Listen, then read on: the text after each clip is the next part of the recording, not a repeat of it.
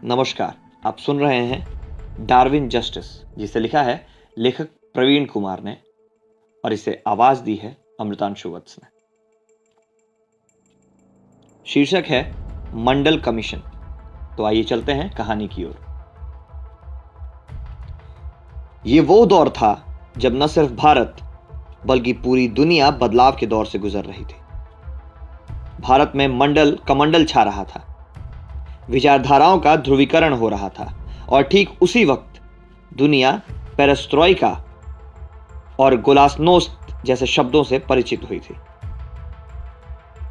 इस परिचय के बाद यह स्वीकार कर लिया गया था कि समय के हिसाब से चीजों को बदलते रहना चाहिए। और इस स्वीकारोक्ति के बाद बर्लिन की 24 किलोमीटर लंबी दीवार अक्टूबर में इसी महीने में तोड़ दी गई थी। 3 अक्टूबर 1990 पूर्वी और पश्चिमी जर्मनी का मिलन हो गया था। इस दौरान इस दीवार के टूटते ही यह मान लिया गया था कि दुनिया से शीत युद्ध का अंत हो गया है। साथ में यह भी मान लिया गया था कि पूंजीवाद साम्यवाद से कहीं बेहतर विकास का मॉडल उपलब्ध करवाता है, जिसमें जीवन को सुगम बनाने के लिए जिन संसाधनों की जरूरत होती है, पूंजीवादी देश में यह संसाधन प्रति व्यक्ति साम्यवादी देश की तुलना में अधिक होता है, क्योंकि विभक्त जर्मनी के पूंजीवादी हिस्से वाले पश्चिमी जर्मनी के लोग दीवार के पूर्व स्थित जर्मनी वाले लोगों से कहीं बेहतर स्थिति में थे। हालात ऐसे हो गए थे कि पूर्वी जर्मनी के लोग दीवारें फांद कर पश्चिमी जर्मनी में दाखिल होते थे।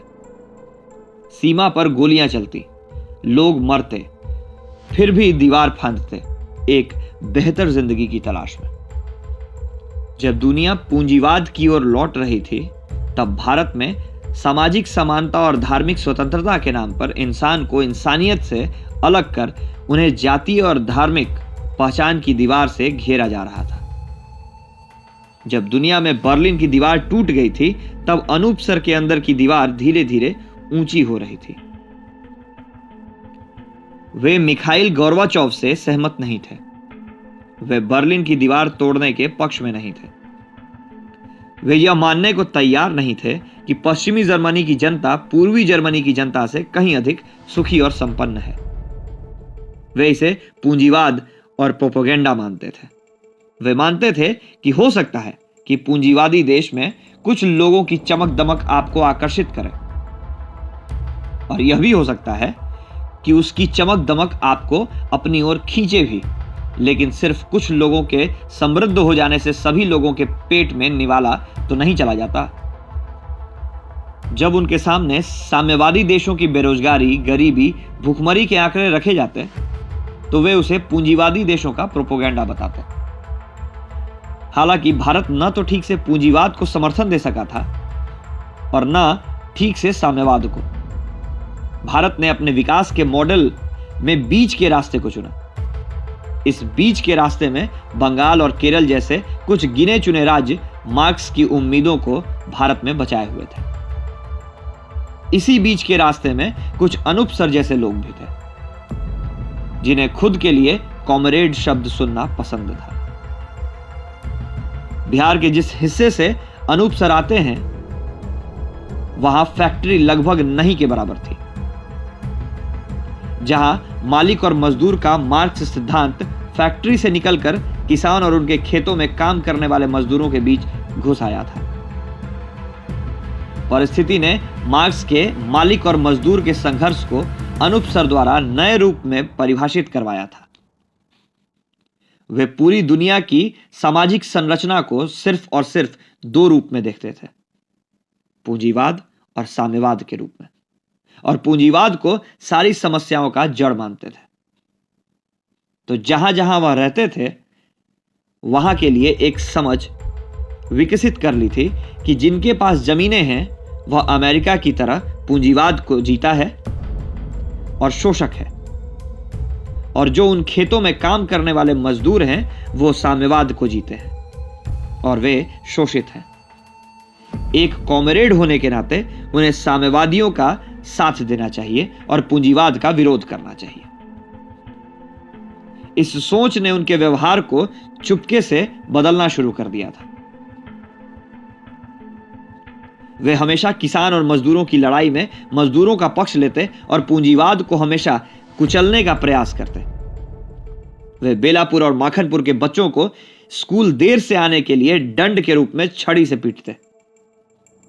इससे उनके मन को संतोष मिलता कि आज हमने पूंजीवादियों के सपोलों को सबक सिखाया है। वे मन ही मन इस बात से खुश होते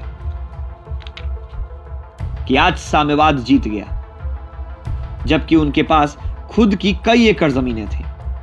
वे भी अपनी जमीनों के मालिक थे और उनके खेतों में भी मजदूर ही काम करते थे। वे मन ही मन इस बात से खुश होते कि आज साम्यवाद जीत गया, जबकि उनके पास खुद भी कई एकड़ जमीनें थी। वे भी अपनी जमीन के मालिक थे और उनके खेतों में भी मजदूर ही काम करते थे। कहानी लिखने के दौरान जब अनूप सर का एनालिसिस किया जा रहा था, तब अचानक मेरे मस्तिष्क पर भागलपुर के सत्येंद्र का चेहरा कौंधा, क्योंकि अनय और चश्मिश पढ़ने में उससे काफी बेहतर थे। बावजूद इसके अनूप सर के पेपर का टॉप स्कोरर हमेशा सत्येंद्र ही रहा। वहीं सत्येंद्र अनूप सर के पेपर के अलावा किसी और पेपर में टॉप स्कोरर कभी नहीं रहा। लेकिन इतिहास की किताबों में द्रोणाचार्य का एनालिसिस किया जाता है, अनूप सर का नहीं। यह माना जाता है कि अब तक सवर्णों ने ही पिछड़ों के साथ इस तरह के भेदभाव किए हैं। पिछड़ों द्वारा किए गए भेदभाव को खारिज करने के लिए महाभारत से सीधे एकलव्य को सामने लाकर खड़ा करते हुए कहते हैं, यह देखो सवर्णों का अपराध। आप कहेंगे यह कंफ्यूजिंग है, क्योंकि साम्यवाद और एकलव्य की थ्योरी के बीच कोई समानता नहीं है। पर क्या करें, दुनिया के साथ साथ बिहार भी बदलाव के दौर से गुजर रहा था। समीकरण बदल रहे थे। सत्ता मंडल के समर्थन के नाम पर जातिवाद का जहर घोल रही थी, भूरा बाल साफ करने का नारा दे रही थी। ऐसी तंग गलियों से गुजरते वक्त कार्ल मार्क्स चुपचाप एकलव्य के अंगूठे को ढूंढकर जनता जनार्दन को द्रोणाचार्य का अपराध दिखाने लगे थे। अनूप सर ने अपने अंदर की दीवार को और मजबूत किया। बदलती परिस्थिति ने उनके अंदर मार्क्स की थ्योरी के अंदर एकलव्य को घुसेड़कर बीच की एक थ्योरी का इजाद किया। लेकिन लोगों को उनकी आंखों पर चढ़े चश्मे का रंग सिर्फ मार्क्सवाद दिखता था। तब एकलव्य चुपचाप उनके मन के किसी कोने में खुश होकर ताली बजाता। जब चश्मिश अच्छा लिखने के बावजूद भी सत्येंद्र से 10-10 नंबर पीछे रह जाती, एकलव्य तब मुस्की लेता। जब बेलापुर या माखनपुर के बच्चे भारत के भविष्य के नाम पर सौंट दिए जाते, इतिहास करवट ले रहा था। एकलव्य द्रोणाचार्य बनता जा रहा था और द्रोणाचार्य को अब एकलव्य की जगह लेनी थी। मार्क्स ने कभी सोचा नहीं होगा कि वह अनूप सर के मस्तिष्क की गुफा में कभी किसी हिंदू धर्म ग्रंथ के एक पात्र एकलव्य के साथ बैठेगा और एक दिन किसान के बच्चे को उस कॉमरेड टीचर से पिटवा देगा जो बच्चों को पढ़ाता था कि भारतीय किसान कर्ज में जन्म लेकर कर्ज में मर जाते हैं। तो यह जानना बेहद जरूरी है कि आखिर उन दो शिक्षकों के बीच ऐसा क्या हो गया था कि बात मारपीट तक आ गई थी। एक छड़ी जो विद्यार्थियों का शिकार करती थी, उस दिन टीचर का शिकार क्यों कर गई? दुनिया में जब दीवारें गिराई जा रही थीं, दूरियां मिटाई जा रही थीं, तब भारत में इंसानों के दिलों के बीच दीवारें खींची जा रही थीं। इसी का परिणाम था कि आर्थिक रूप से समृद्ध इंसान भी भावनाओं के बहते प्रभाव में अपना अंगूठा नचा देता है और इस नाचते अंगूठे को नजरअंदाज करने की बजाय उत्तेजित होकर अपनी मूंछों के ऐंठन के ताव को समझने या समझाने के लिए उस नाचते हुए अंगूठे पर छड़ी चला देती और इस नाचते अंगूठे को नजरअंदाज करने की बजाय उत्तेजित होकर अपनी मूंछों के ऐंठन के ताव को समझाने के लिए उस नाचते हुए अंगूठे पर छड़ी चला दी जाती है। कहने को क्रिया की प्रतिक्रिया हुई थी, पर जो हुआ था उसकी जड़ में एक आदमी अपने अधिकार नहीं मिलने पर छीनने के लिए तैयार था, जबकि दूसरा यह स्वीकार करने को तैयार नहीं था कि प्रजातंत्र में सवर्णों के दबंगई की परंपरा खत्म भी हो सकती है। 19 सितंबर 1990 को देशबंधु कॉलेज के एक छात्र राजीव गोस्वामी ने मंडल कमीशन लागू करने के विरोध में दिल्ली के एम्स चौराहे पर आत्मदाह कर लिया था। हालांकि उसे बचा लिया गया, लेकिन जब वहां अस्पताल में भर्ती था तब उससे मिलने के लिए केंद्र की तत्कालीन सत्ता को समर्थन दे रहे भारतीय जनता पार्टी के नेता आडवाणी जी अस्पताल पहुंचते, पर वहां आडवाणी जी को राजीव गोस्वामी से मिलने नहीं दिया गया। इसका कारण यह था कि जिस सरकार ने मंडल कमीशन को लागू किया था वह सरकार इनके समर्थन के दम पर टिकी थी। वहां आडवाणी जी गो बैक का नारा जिन लोगों ने मिलकर लगाया था उसमें से एक नरेश सर का बेटा भी था, जो तब दिल्ली यूनिवर्सिटी का छात्र था। वो उस भीड़ का हिस्सा था जिसने आडवाणी जी गो बैक कहा था, क्योंकि तब भाजपा अपने 85 सदस्यों के साथ तत्कालिक वीपी सिंह की सरकार को समर्थन दे रही थी। जब नरेश सर को यह बात पता चला कि उनका बेटा दिल्ली में नेतागिरी कर रहा है तो तार भेजकर उसे बुला लिया। मां बीमार है, तुम्हें देखना चाहती है, जल्दी आ जाओ, शायद फिर मुलाकात न हो सके।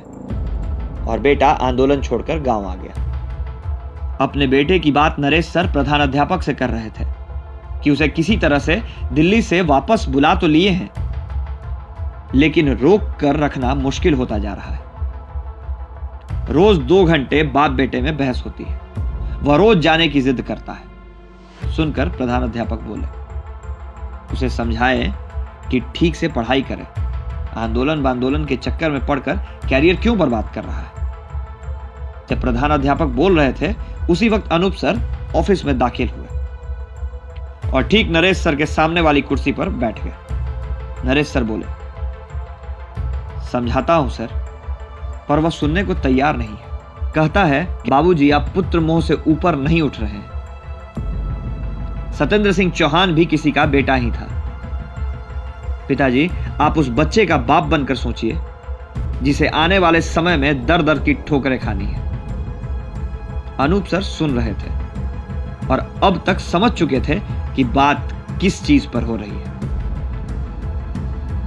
नरेश सर ने एक गहरी सांस फेफड़े में भरकर छोड़ते हुए कहा,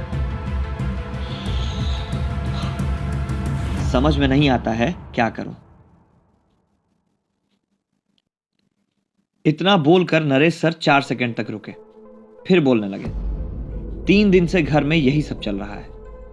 कई बार कहा कि तुम्हें नेतागिरी करने की क्या जरूरत है, तो कहता है मुझे मतलब नहीं होगा तो फिर किसे मतलब होगा। इसके लिए कोई बाहर से आदमी तो आएगा नहीं, हमारे ही बीच में से किसी न किसी को आगे आना होगा। वह कहता है कि जब सत्ता अस्थिरता के दौर से गुजरती है या राजनीति को किसी मुद्दे से ध्यान भटकाना होता है तब ऐसे खेल खेले जाते हैं। ऑफिस में एक बड़ी सी गोलाकार लकड़ी की टेबल है जिसके चारों ओर लकड़ी की कुर्सियां रखी रहती हैं। प्रधान अध्यापक और नरेश सर ऑफिस में पहले से बैठे थे। अनूप सर बाद में आकर नरेश सर के ठीक सामने बैठ गए।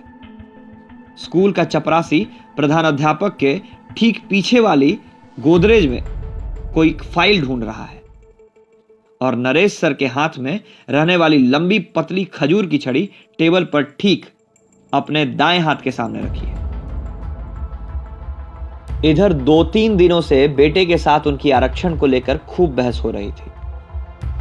नरेश सर कई बार गुस्सा हो जाते और इतना तक कह देते कि तुम वहां पढ़ने नहीं, आवारागर्दी करने गए हो। कुछ गुंडों से तुम्हारी दोस्ती हो गई है। वे खुद तो बर्बाद हैं ही, तुम्हें भी बर्बाद कर देंगे हैं?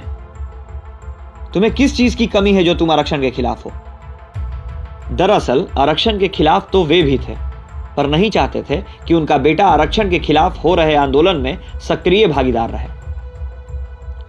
बेटा झुंझला कर कहता कि आप जैसे पिता की वजह से सुरेंद्र सिंह चौहान की कुर्बानी बेकार चली जाएगी, लेकिन पिता उसे यह कहकर डपट देते थे कि जिसे अभी जिंदगी का तजुर्बा नहीं है वह हमें क्रांति और आंदोलन सिखाएगा।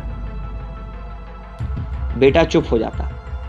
बीच में मां रोनी सूरत लेकर प्रकट हो जाती। वह पिता से बहस कर सकता था, मां से नहीं। बात प्रधानाध्यापक और नरेश सर में हो रही थी। प्रधानाध्यापक बोले, उसे समझाइए कि यह स्थायी व्यवस्था नहीं है, 10-15 साल बाद आरक्षण खत्म हो जाएगा। अनूप सर कुछ बोलना चाह रहे थे, लेकिन नरेश सर उनके मुंह खोलकर आवाज निकालने से पहले ही बोल पड़े, जिससे उन्हें अपना आधा खुला मुंह बंद करना पड़ा। कहा था सर, लेकिन कहता है कि प्रजातंत्र में जो चीज बहुतों में बंटती है, एक बार यदि वह बहुसंख्यक आबादी के हाथ लग जाए तो बाद में कभी खत्म नहीं होती। प्रजातंत्र में पार्टियों को जनता के बीच जाकर वोट मांगना होता है। इसलिए जब ऐसे कानून एक बार लागू कर दिए जाते हैं तो कोई भी राजनीतिक दल इसके खिलाफ बोलने से बचने लगता है। वह कहता है कि दलितों को 10 साल के लिए ही आरक्षण दिया गया था, पर यह 10 साल कभी आया ही नहीं और ना भविष्य में कभी आएगा। वह आरक्षण को सरकार की नाकाम नीतियों का परिणाम मानता है। वह मानता है कि सरकारें जब नाकाम होने लगती हैं तब ऐसी नीतियों का सहारा लेती हैं। प्रधानाध्यापक लापरवाह अंदाज में इस तरह बोले मानो उन्हें इन बातों से ज्यादा लेना देना नहीं है। फिर भी कुछ बोलना है तो बोल देता हूं। आपका बेटा भी कुछ हद तक सही है, फिर भी उसे समझाइए, समझदार है वो। इस बात को जरूर समझेगा कि आज भी कहीं ना कहीं दलितों और पिछड़ों के साथ इस देश में रोज भेदभाव हो रहे हैं। यह बोलकर उन्होंने एक लंबी जम्हाई ली और बुंदन ने जो फाइल सामने टेबल पर रखी थी उसे खोलने लगे। तभी बीच में अनूप सर बोल पड़े, नरेश बाबू, मंडल कमीशन वैज्ञानिक तरीके से सामाजिक ढांचे का अध्ययन करने के बाद इस निष्कर्ष पर पहुंचा कि आरक्षण किसे देना है और किसे नहीं। वह इतना बोलकर थोड़ा रुके और फिर प्रधानाध्यापक की उस लाइन को दोहरा दिए, आपका बेटा पढ़ा लिखा है, समझाइए उसे, समझदार है, सदियों से वंचित दलितों और पिछड़ों की स्थिति को समझने का प्रयास करेगा। वे फिर रुके और इस बार नरेश सर के चेहरे को पढ़ने लगे, लेकिन उन्हें लगा कि नरेश बाबू को मंडल कमीशन के वैज्ञानिक तरीके से बनाए जाने वाली बात समझ में नहीं आई है, तो उसे विस्तार देने लगे। मंडल कमीशन ने आरक्षण देने के लिए कुल 22 अंकों का कहें तो एक प्रश्न पत्र बना दिया है और जो भी जातियां 22 अंक में 11 अंक ले आती हैं, सरकार उस जाति को ओबीसी में शामिल कर लेती है। यही तो सामाजिक न्याय है नरेश बाबू। लोग कहते थे कि प्रजातंत्र आने से सब ठीक हो जाएगा, जनता का शासन रहेगा, लेकिन कहां रहा जनता का शासन? शासन तो चंद लोगों के हाथ में बंधक बन रह गया है। आरक्षण उस समाज को प्रशासन का हिस्सा बनने का मौका देता है जो सदियों से हाशिए पर थे। बुंदन नरेश सर के पीछे स्टूल पर बैठा था। प्रधानाध्यापक अनूप सर को पूरा सुनने के बाद पुनः अपनी मुंडी फाइलों में गड़ा दिए। नरेश सर ने कुर्सी पर बैठे बैठे ही गर्दन को पीछे घुमाया और बुंदन को पानी पिलाने का इशारा किया। इसके बाद कुर्सी पर आराम की मुद्रा में थोड़ा और अंदर घुसते हुए बोले, अंकों का खेल क्या समझाइएगा अनूप जी?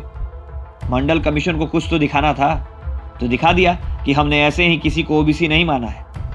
मानने का पर्याप्त कारण है हमारे पास। देश की इतनी बड़ी आबादी के कितने हिस्से को सरकार नौकरी दे पाएगी इस कारण से?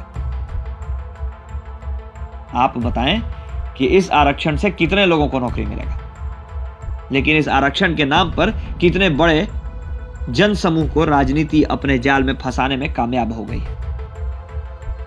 कितनी भावनाएं एक साथ जुड़ गई हैं। नरेश सर का बोलना अभी खत्म नहीं हुआ था। वे चुप इसलिए हुए कि बुंदन पानी का गिलास लेकर आ गया था। बुंदन के हाथ से पानी का गिलास लेते हुए कुर्सी से उठे, एक घूंट पानी मुंह के अंदर लिए, पानी को मुंह के अंदर घुमाया और खिड़की तक जाकर थूक दिए। कहा था ना कि नरेश सर पान खाते हैं, गमकौआ जर्दे वाला मगही पान। एक घूंट और लिए, लेकर फिर घुमाया और खिड़की से बाहर थूककर कुर्सी तक आए। कुर्सी पर बैठे और गिलास से पानी को खत्म कर दिया।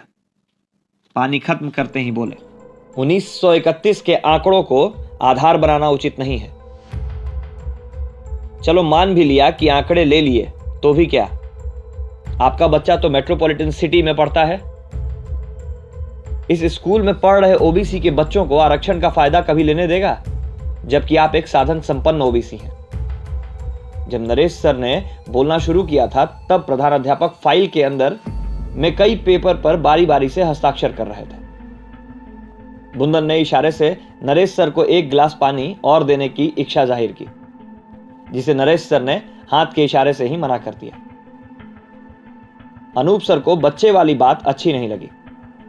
बात आपस में हो रही है तो बीच में बच्चों को घसीटना उचित नहीं था। नरेश सर मन ही मन अनूप सर के चेहरे पर उभरते तनाव की हल्की रेखा को देखकर खुद को शाबाशी दे रहे थे। खुश थे कि निशान आप बिल्कुल सटीक लगा है। बच्चे को दिल्ली में पढ़ा रहा है, फिर भी आरक्षण मांग रहा है। Duplicate comrade. बच्चे वाली बात प्रधानाध्यापक को भी चुभी। ऐसा लगा एक महीन कांटा मस्तिष्क के स्वाभिमान वाले हिस्से में चुभो दिया गया हो। वे तब भी फाइल पर दस्तखत करते रहे, लेकिन अनूप सर के अंदर जोरदार हलचल हुई। वह तपाक से बोले, नरेश बाबू, मंडल कमीशन प्रतिनिधित्व को सुनिश्चित करता है। प्रतिनिधित्व को समझे? वह अमीरी गरीबी को ज्यादा तवज्जो नहीं देता है। यदि गरीबी देखकर आरक्षण लागू किया जाएगा तो बहुत सारे फॉरवर्ड भी गरीब हैं, फिर तो उन्हें भी ओबीसी में लाना पड़ेगा। नरेश सर चुटकी लेने के मूड में चिकोटी काटना चाह रहे थे। उन्होंने पूछा, तो अनूप जी, मतलब मंडल कमीशन सिर्फ जात को महत्व दे रहा है? इतना बोलकर वह रुके। अनूप सर के चेहरे को टटोला कि वह क्या बोलते हैं, हां या नहीं। पर अनूप सर कुछ नहीं बोले तो नरेश सर फिर चालू हो गए, तो यह सामाजिक न्याय कैसे हुआ? तब तो यह जातीय न्याय है।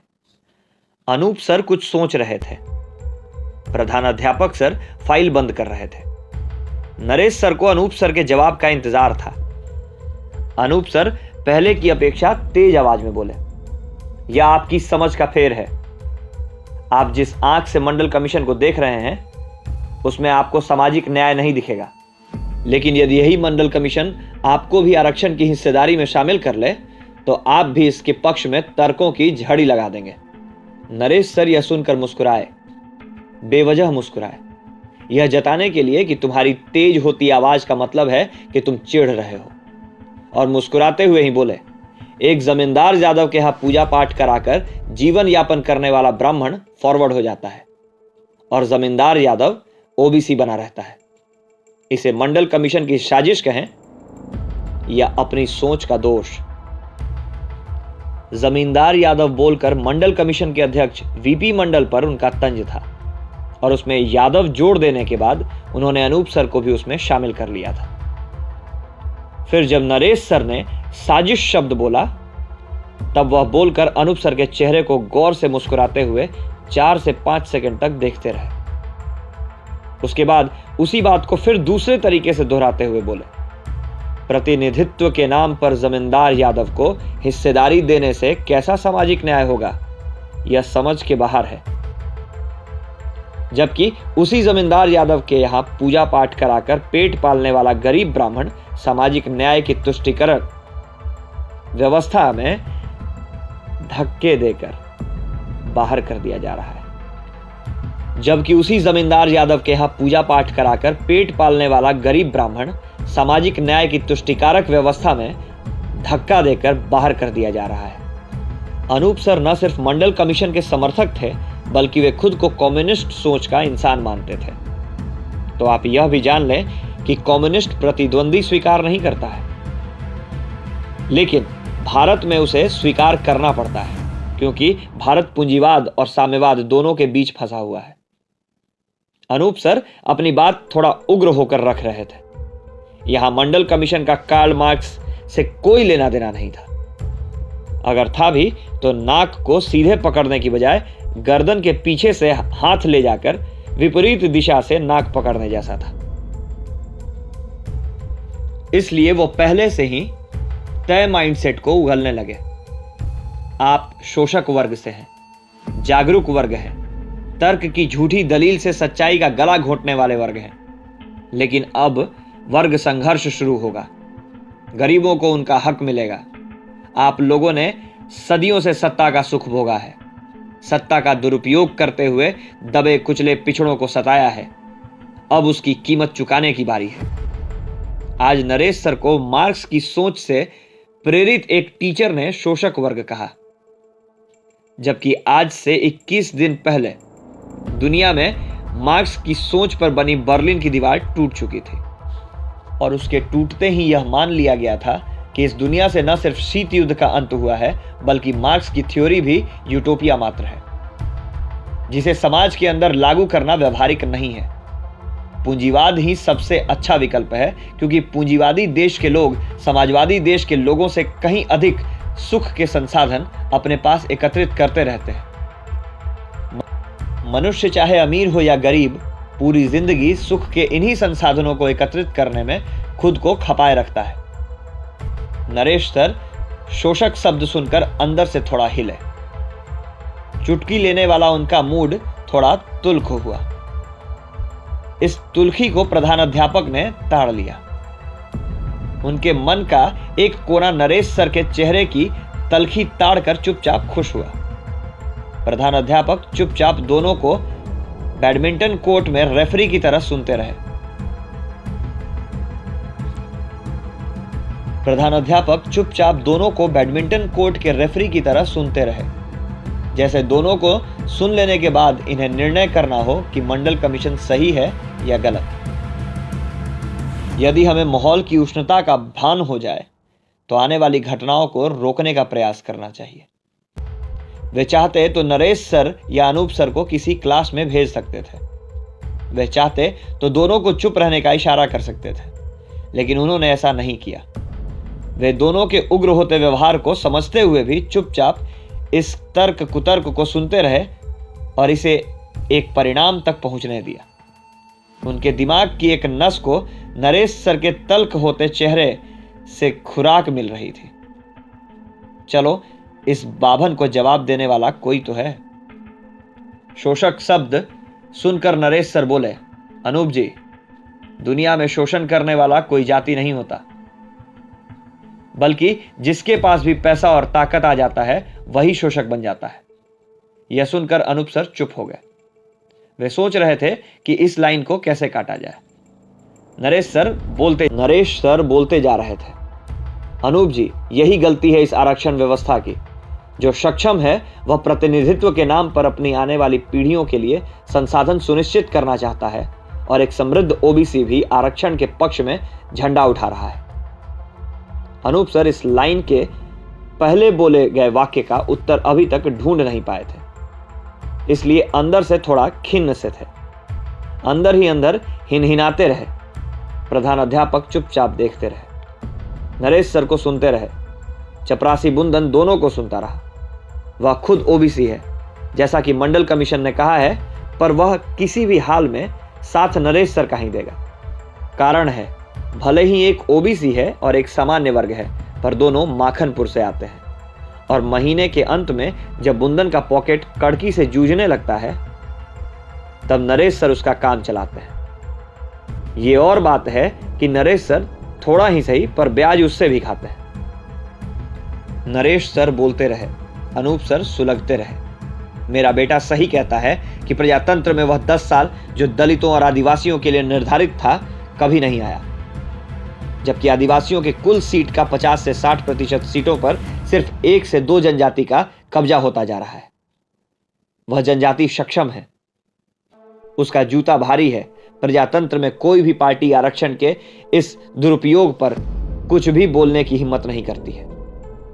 क्या यही सामाजिक न्याय है? मंडल कमीशन के साथ भी यही होगा। समृद्ध ओबीसी आरक्षण का मजा पीढ़ी दर पीढ़ी लेता रहेगा, और जिसे सच में आरक्षण की आवश्यकता है वह हाशिए पर लुढ़कता रहेगा। इस बार नरेश सर अनूप सर की आंखों में आंखें डालकर बात कर रहे थे। एक समय आएगा कि एक फॉरवर्ड इंदिरा आवास में पैदा होगा, गरीबी रेखा के नीचे रहेगा, परीक्षाओं में 200 से 150 अंक लाएगा, फिर भी धक्का देकर बाहर कर दिया जाएगा, जबकि एक बैकवर्ड बेहतर सुविधाओं वाले हॉस्पिटल में पैदा होगा। एम्बेसडर से कॉलेज जाएगा पर मात्र 100 अंक लाकर भी डॉक्टर और इंजीनियर बनेगा। प्रतिनिधित्व के नाम पर प्रतिभा का गला घोंटना प्रजातंत्र में ही संभव है, खासकर उस प्रजातंत्र में जहां सत्ता वोट के लिए सामाजिक न्याय के नाम पर चुपचाप तुष्टीकरण को बढ़ावा दे रही होती है। जब आप सिस्टम को समझने की बजाय यह सोचकर बहस कर रहे हो कि मैं और सिर्फ मैं ही सही हूं, तब आप किसी सिस्टम या पॉलिसी पर डिबेट न करके सिर्फ अपने अहम को शब्दों का सहारा देकर झोंक रहे होते हैं। प्रधानाध्यापक नरेश सर की बातों से खुद को अपमानित महसूस करने लगे। उन्हें लगा कि नरेश बाबू जानबूझकर ओबीसी के बहाने हम दोनों को टारगेट कर रहे हैं।